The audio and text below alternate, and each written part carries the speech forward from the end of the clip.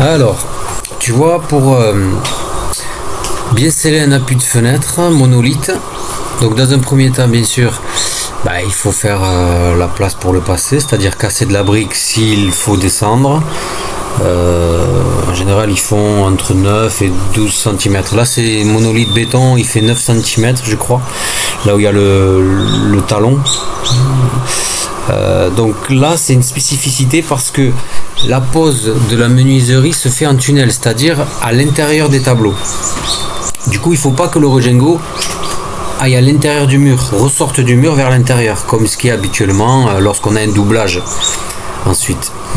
Donc là, en plus, on a eu à retailler un peu le Regengo et prendre un appui de 28 de large. Et là, on le voit, il est taillé.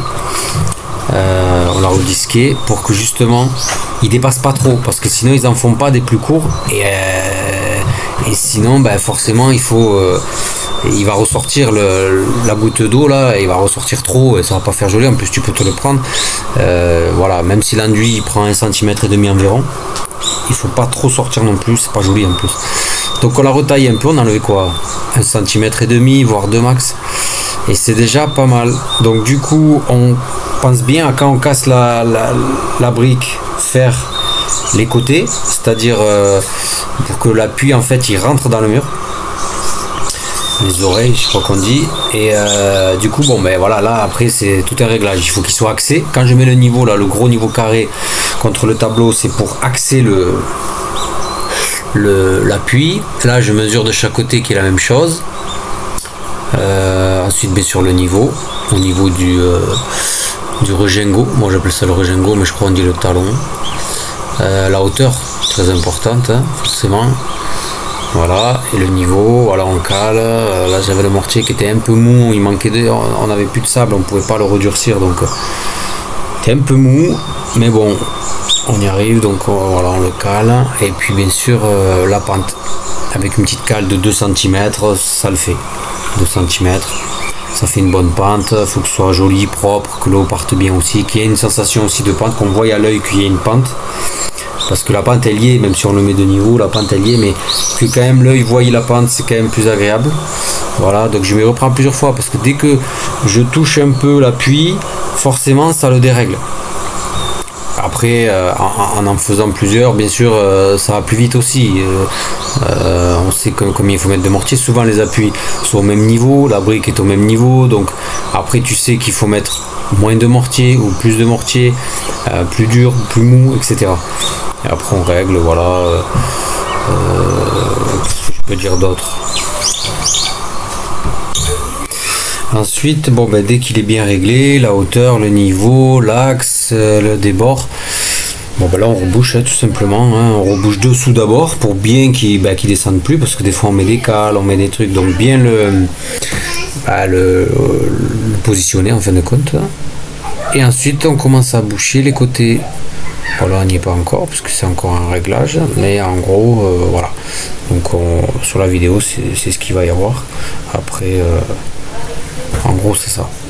Bien bouché, et bien sûr important aussi bien sûr le nettoyer, c'est à dire que quand on met le mortier, vous allez le voir, lorsqu'on met le mortier tout autour, après il faut nettoyer, donc moi je laisse tirer, je vais faire autre chose et tout, et je reviens, après je passe un coup de finition, parce que le mortier sur des grosses épaisseurs comme ça il tient pas forcément toujours, donc on y met des cales. D'ailleurs on me voit à un moment donné mettre des morceaux de gravat et tout pour qu'ils tiennent un peu.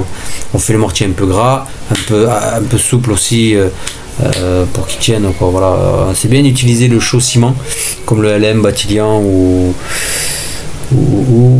Multibat, parce que justement il est beaucoup plus volumineux en fait, c'est mieux à travailler pour bâtir la brique en général, pour faire des rebouchages de tableaux. C'est quand même plus agréable à bosser qu'avec le ciment. Il tient pas sur lui-même quoi, il est moins volumineux, il tient pas sur lui-même aussi facilement. Alors cette intervention est vraiment très spécifique parce que c'est pour une pose en tunnel, une menuiserie en tunnel, donc une fenêtre qui se fixe de l'intérieur. Ça c'est vraiment typique de la rénovation en général. Et en rénovation en général, il y a déjà l'appui de fenêtre et on le maquille, mais on l'habille. On l'habille d'aluminium, de PVC, etc. parce qu'il est en voie, il est vieux, etc. Mais là, c'est du neuf et c'est un garage en fait. Comme c'est un garage, ben forcément, on là, je m'aperçois que je jette le mortier par terre pour qu'il tire en fait. Je le mets au sol pour qu'il durcisse. Et là, je taille derrière, voilà, le surplus en enfonçant bien. Voilà, il faudra que je nettoie bien la goutte d'eau, mais ça c'est après.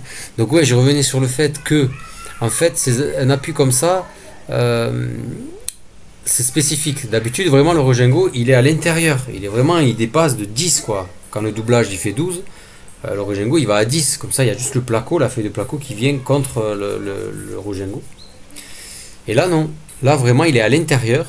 Donc du coup, bon, on a gardé assez de talons, il y a 1,5 cm à peu près de talons, ben, ça suffit normalement. Pour l'étanchéité, la compribande s'il y en a une, le silicone, etc. C'est bon. Et voilà, donc c'est très spécifique, c'est rare qu'on en pose finalement de cela. De ces appuis. En plus, en général, ils sont trop longs et ils sont pas recoupables. Par exemple, ceux en terre cuite, on peut pas les recouper parce qu'ils sont creux. Donc le Rogengo ou le talon, il est large certes, mais il est creux. Donc si on le coupe, bah, il tiendra plus. Et après, on pourrait y mettre du mortier, mais il est très délicat à travailler. Il peut casser à peine on le pose, à peine on le travaille, il peut casser. Donc là, en béton, ça facilite. Ça facilite. Et puis, c'est plus costaud à nettoyer, c'est mieux aussi. Ça se répare mieux s'il y a un éclat aussi. En béton, c'est quand même mieux en béton pour plusieurs aspects. Dans la durabilité, etc. Dans la réparation, etc. Alors, aussi, alors lorsqu'on prend des cotes, là j'avais les cotes précises, j'avais les fenêtres, j'avais les cadres sur place. On a laissé juste un peu de jeu pour pouvoir passer la fenêtre et mettre quelques cales et fixer. Et après l'enduit il fait le reste.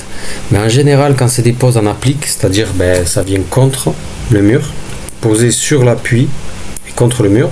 Donc le talon il ressort forcément pour qu'on puisse le poser et qu'il plaque également.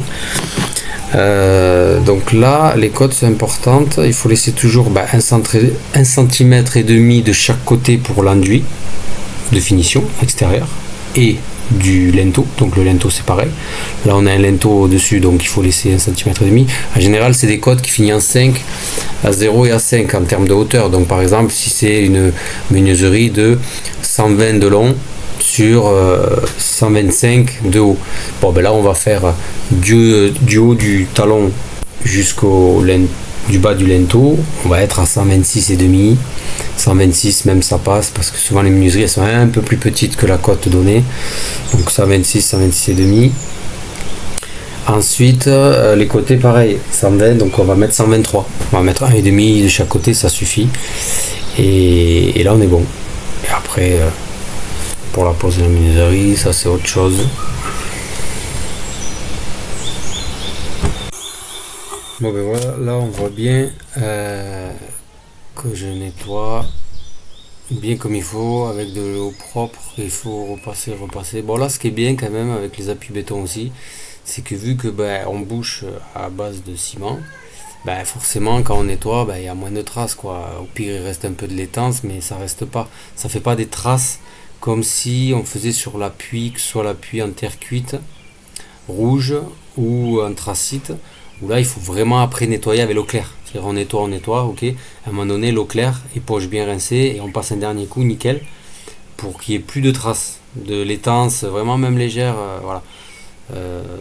Donc là ça va, c'est bien lisse et tout, la goutte d'eau bien sûr, pas qu'elle soit obstruée, le talon, tout ça, et puis après l'enduit quand même fait le reste, hein, donc faut pas forcément être à ras de ce que j'ai rebouché, parce qu'il y aura l'enduit de finition après derrière.